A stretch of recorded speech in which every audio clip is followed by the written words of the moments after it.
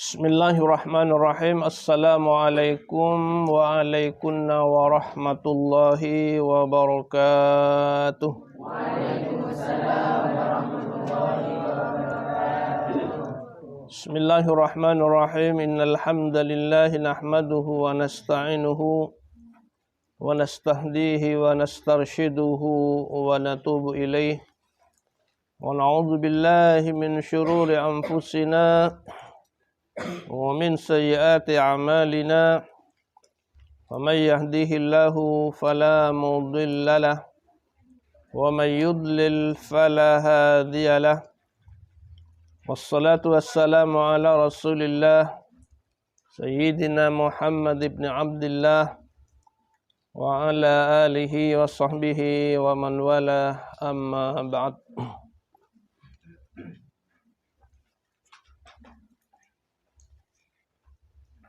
Fa ahlan wa sahlan wa marhaban bikum jami'an fi hadzal liqa'il jadid, haitsu innana fi hadhihi al-laila insyaallah sanatahaddas fima yata'allaq bi nash'ati ilmin nahwi. Nash'ah yakni muncul, kemunculan ilmu nahu atau lahirnya ilmu nahu. Itu ada di bab kedua, al-babus tsani halaman 4. Al-babus tsani nash'atu ilmin nahwi. Bab yang kedua adalah bab menjelaskan tentang dilahirkannya atau munculnya ilmu nahu.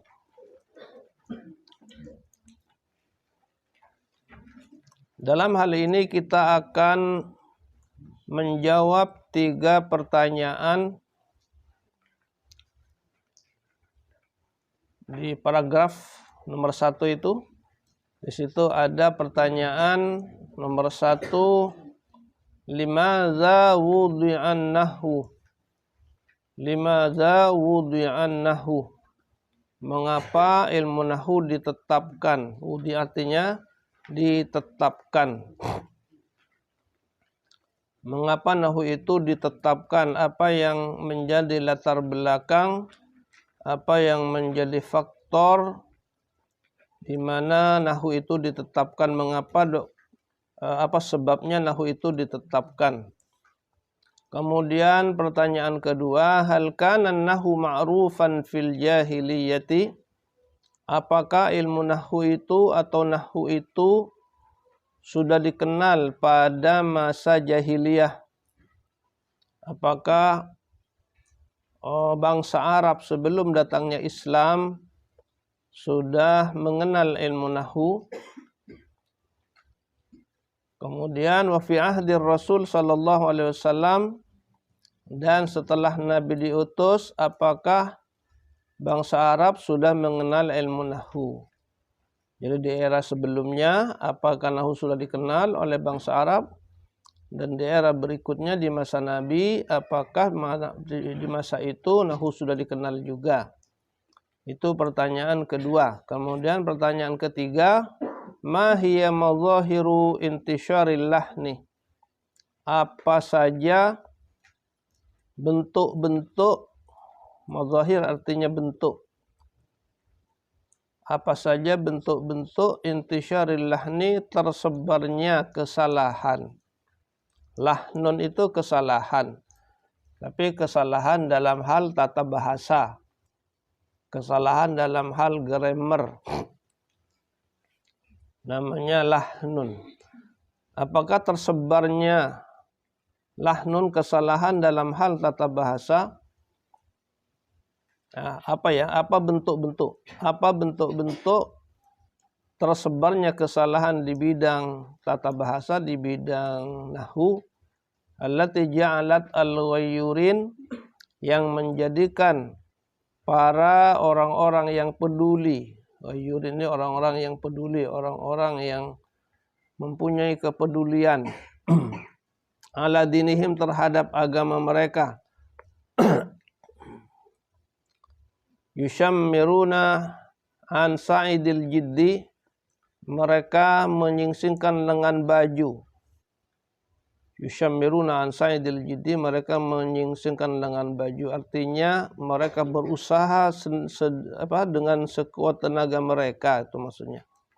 Yang menjadikan mereka yang peduli terhadap agama Islam, agama mereka agama Islam, menyingsingkan lengan baju artinya berusaha dengan maksimal fi wad'i qawaidin nahwi, di dalam meletakkan atau menetapkan kaidah-kaidah nahwu. Itulah 3 pertanyaan yang akan kita jawab satu persatu. Yang pertama, mengapa nahwu itu ditetapkan? Yang kedua, apakah nahwu sudah dikenal di era sebelum Islam dan di masa Nabi Muhammad?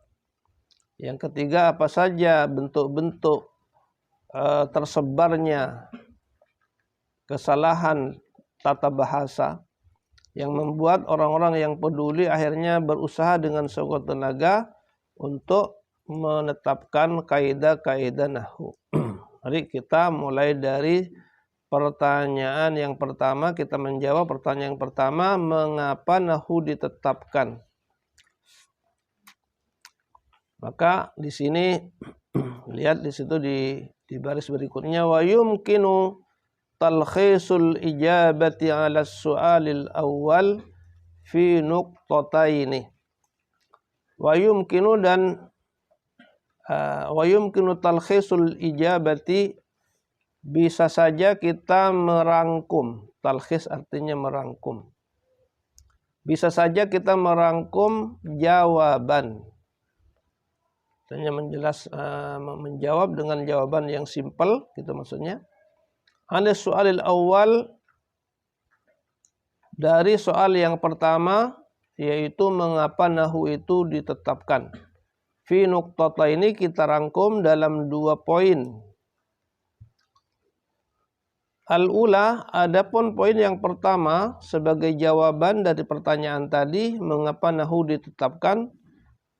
Jawaban yang pertama adalah lintisyaril lahni, karena tersebarnya kesalahan-kesalahan di bidang tata bahasa.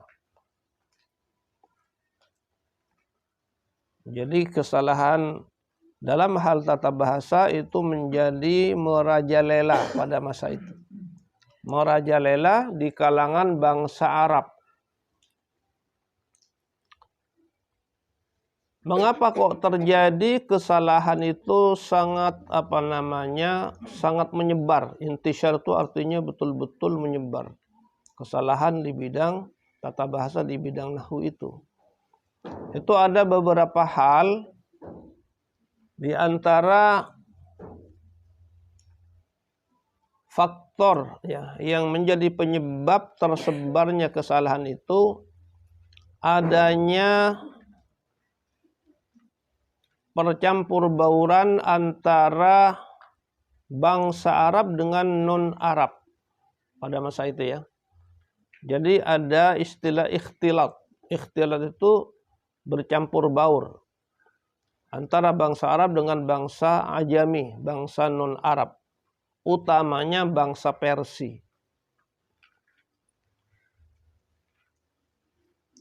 Jadi pada masa itu bangsa Arab itu banyak datang ke Persia. Persia itu kalau sekarang Iran itu, negara Iran itu Persia. Termasuk Iran lah, secara umum Iran. Sebaliknya dari bangsa Persia juga masuk ke negara Arab. Itulah pertama yang membuat bahasa Arab menjadi, katakan kalau dikatakan secara kasar, kacau balau, begitulah, kacau balau. Bangsa Arab datang ke Persia, ya bukan hanya sebatas datang, tapi di antara mereka ada yang nikah dengan orang Persia. Sampai terjadi hubungan pernikahan. Demikian pula sebaliknya dari orang-orang Persia itu banyak datang ke Arab. Nah, kalau kita melihat dua bangsa ini sudah bercampur baur, dari hubungan bisnis lah, perdagangan, hubungan sosial, segala macam, maka akhirnya bahasa Arab ini menjadi terganggu ya oleh bahasa Persia pada masa itu. Kita ambil contoh misalnya seorang TKI atau TKW berangkat ke Saudi Arabia untuk kerja di sana. Nah, terjadilah kontak antara orang Arab dengan orang Madura, orang Indonesia gitu.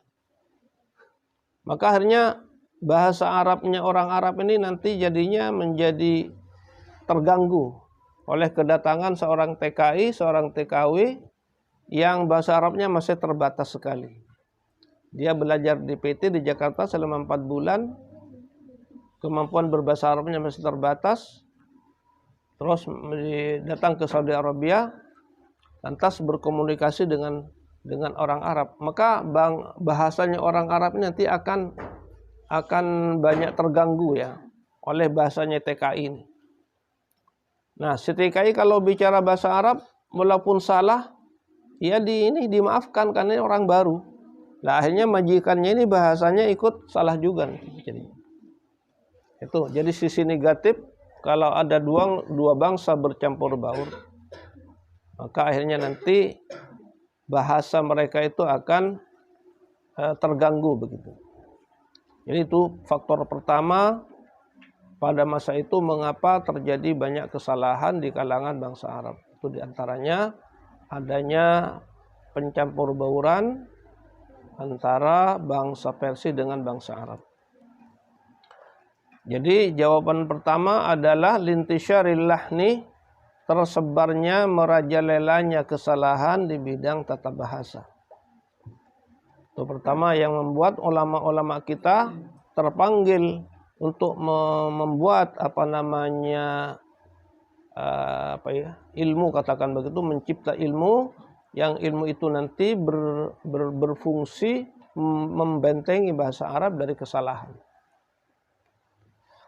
Kemudian yang kedua, ijabah as-saniyah, jawaban kedua, lighiratil muslimin, diberi harkat ya. Rinnya kasrah, ya-nya mati. Alasannya yang pertama lintisyaril lahni, kemudian al-ijabatus saniyah lighiratil muslimin. Karena kepedulian umat Islam, peduli. Umat Islam peduli. Wa hirsihim, dan antusiasme mereka ala dinihim, ala lughati dinihim, terhadap bahasa agama mereka yaitu agama Islam, yaitu bahasa Arab. Lughatil Quran, yaitu lughat Al-Quran, bahasa Al-Quran. Jadi adanya kepedulian dari pihak umat Islam terhadap bahasa Arab ini. Peduli bagaimana bahasa Arab bisa terjaga.